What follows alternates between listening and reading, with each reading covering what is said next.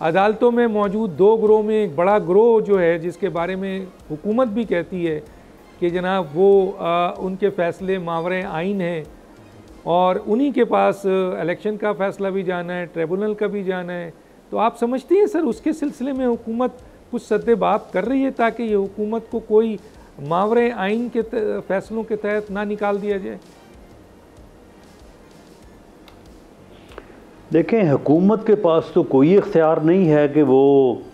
Judiciary को control कर सके या उसका सद्देबाब कर सके। पार्लियामेंट जो है उसके पास इख्तियार है। पार्लियामेंट जो है वो ऐसे रवैयों को जो है वो नोटिस कर सकती है, उसके ऊपर बहस कर सकती है।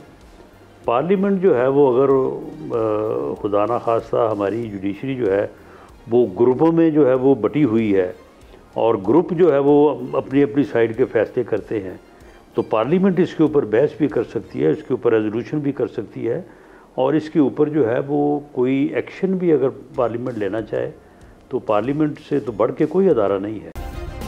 सब्सक्राइब करें और बेल दबाएं ताकि कोई खबर रह न जाए।